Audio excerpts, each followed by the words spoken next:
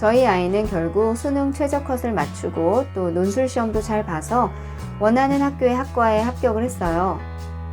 논술 전형은 그 당시만 해도 수능 최저가 있었기 때문에 과학고 학생들이 거의 쓰질 않았어요. 그래서 아이러니하게도 과학고에서 내신 성적이 더 좋았던 친구들은 특기자 전형으로 저희 아이가 붙은 그 과를 써서 불합격을 하거나 추합으로 합격을 했고, 저희 아이는 과학 특기자 전형 한 곳에 다른 추합을 기다리고 있었는데 오히려 논술 전형으로 더 좋은 과, 그리고 본인이 원하던 학과에 먼저 최종 합격을 하게 되었어요.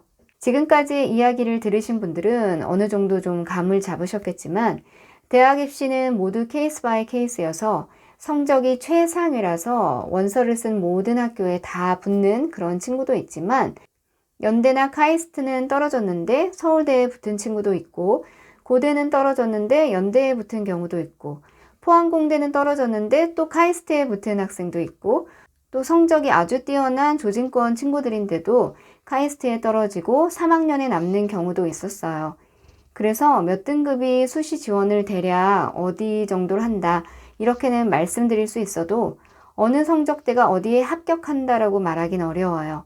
학과의 인기도에 따라서 또 그 학교를 지원한 학생들의 풀에 따라서 또 전형에 따라서 모든 합불이 결정되기 때문에 대학 입시는 누구도 장담하기 힘들고 결과가 나와봐야 제대로 분석이 되는 것 같아요.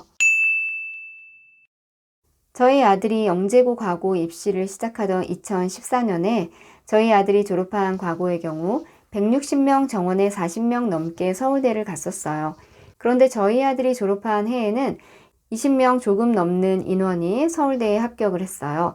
아무래도 영재고 숫자가 많아지다 보니까 같은 전형을 쓰는 학생들의 숫자가 늘어난 거고 그러다 보니까 비슷한 전형으로 지원하는 학생들끼리 나눠 먹을 수 있는 그런 파이의 분량이 작아진 거겠죠.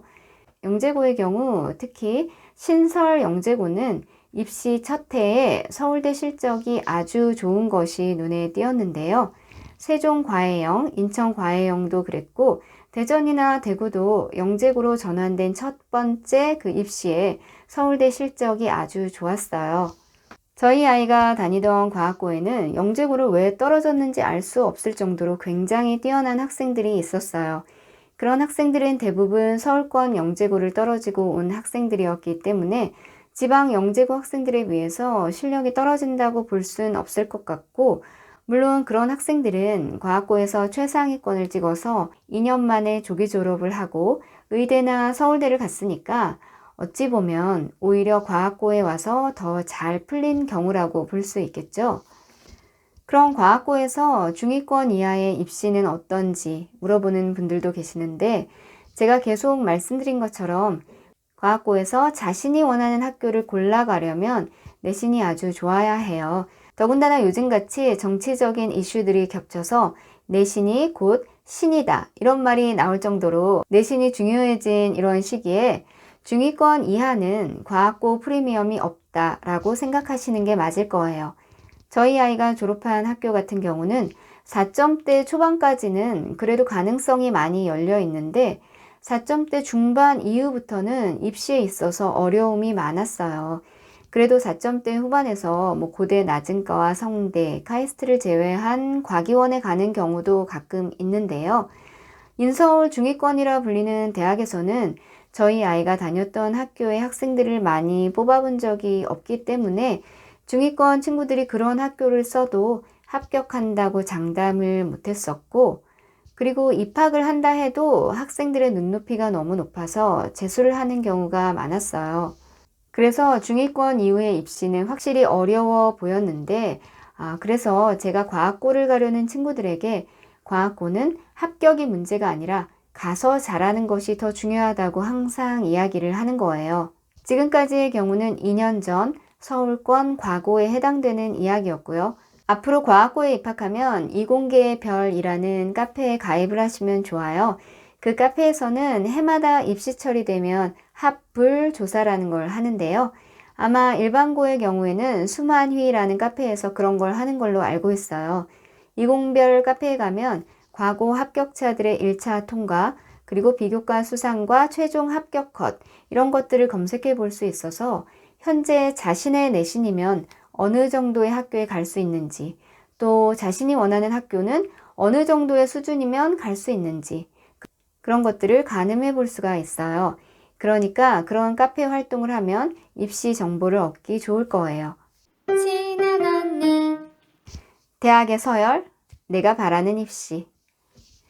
저는 저희 아들이 과학고에 입학한 후에 그 선배들의 입결이 예전만큼 나오지 않아서 과학고가 내신과 대학 입시에 있어서 오히려 불리하다는 생각을 떨쳐버리기가 힘들었어요. 왜냐하면 수능 준비가 안 돼서 내신으로만 대학을 가야 하는데 수시로도 입시가 완전히 보장이 되는 게 아니라서 내신이 안 나올 경우에 현역 때 패자 부활전을 생각하기 힘들다는 점, 그런 점 때문에 그랬는데요.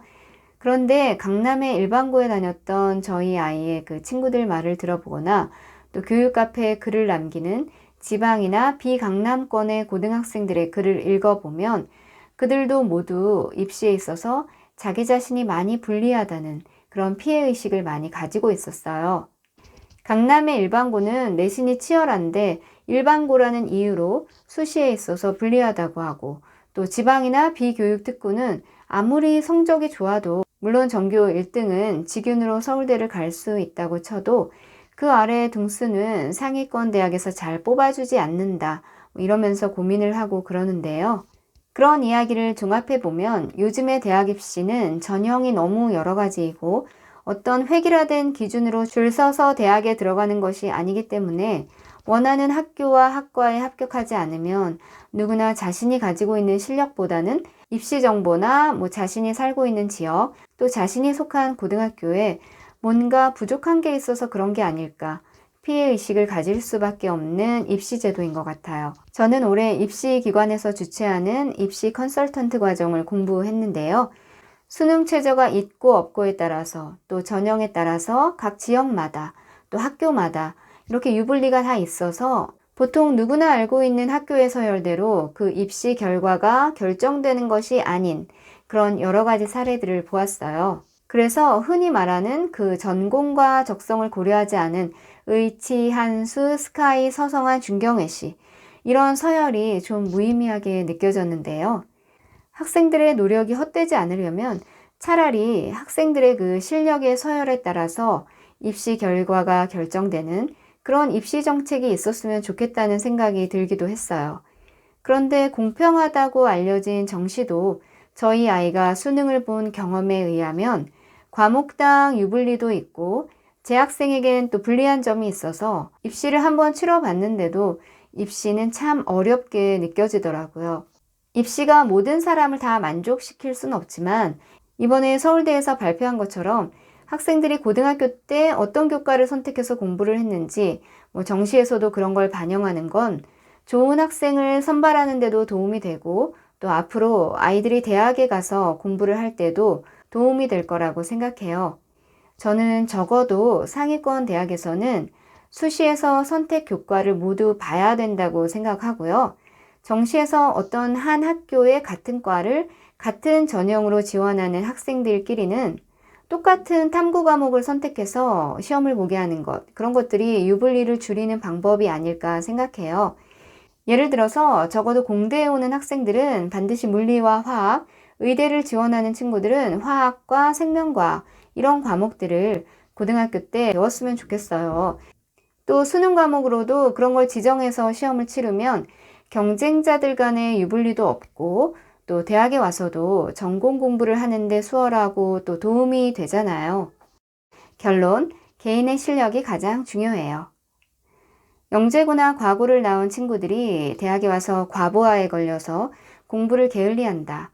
이런 이야기도 나온 적이 있는데 어떤 자료든 기사를 기획하는 데 있어서 충분히 여러 가지 방법으로 통계내고 해석할 수 있다고 생각하고요. 저희 아들 같은 경우는 학점도 신경 쓰면서 1학년 때 기숙사 친구들과 함께 기숙사에서 있는 공모전에 나가서 거액의 장학금도 받아왔는데 같이 참여한 친구들이 모두 비슷한 고등학교를 나온 친구들이었어요. 아이는 이런 대회에 나가기 위해서 서로 기획하고 또 일을 추진하는 과정에서 이 친구들이 확실히 고등학교 때 이런 일을 많이 해본 그런 아이들이라는 느낌을 받았다고 했고요. 저희 아이와 이 친구들은 지금도 공부 외에 다른 공모전을 준비하고 있어요. 또 다른 저희 아이의 친구들 같은 경우는 조졸권으로 대학에 들어갔는데 계절 학기까지 계속 들어가면서 대학도 조기 졸업을 생각하고 있는 친구도 있고, 또 과학고 재학 중이나 졸업 후에 미국이나 영국으로 유학을 간 친구들도 있어요. 그리고 벌써 자기 진로를 정하고 사회에 나간 선배들을 만나며 열심히 시험 준비를 하고 있는 친구도 있는데요. 그리고 제가 이전 영상에도 말씀드렸듯이 저희 아이는 과거 3년 동안 물리 성적이 잘 나오지 않았는데 대학에 와서 받은 물리 성적은 모두 최상이었고, 심지어 지금은 일반 물리 과외도 하고 있어요. 실력이 좋은 친구들과 함께 힘들게 공부하고 배우면서 저희 아들도 물리 실력이 성장했다고 볼 수 있는 거겠죠. 이렇게 좋은 동창들과 함께 할 수 있고, 또 고등학교 때 배운 내용들이 대학, 특히 공대에 와서 공부를 하는데 도움이 된다는 건 과학고를 졸업한 장점이 될 것 같고, 고등학교 시절 저희 아이가 많이 힘들긴 했지만 재미있는 추억도 역시 많이 남아서 한 개인의 성장과 발전이라는 측면에선 큰 의미가 있는 것 같아요.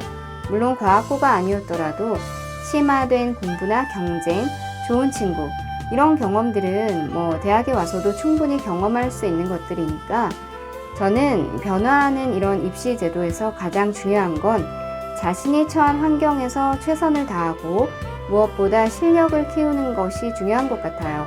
그리고 앞으로의 시대는 학령 인구도 줄어들고 입시도 많이 달라질 예정이어서 대학의 서열보다 나에게 맞고 또 내가 공부하고 싶은 분야를 공부하면서 개인적인 능력과 실력을 키우는 것이 자신의 가치를 올리는 최고의 스펙이 되는 시대가 될 거라고 생각합니다. 지금까지 저의 이야기를 들어주셔서 감사하고요. 입시를 앞두고 있는 친구들과 진로를 고민하고 있는 친구들, 그리고 과학고에 다니면서 내신 때문에 고민하는 친구들 모두 힘내시길 바랍니다.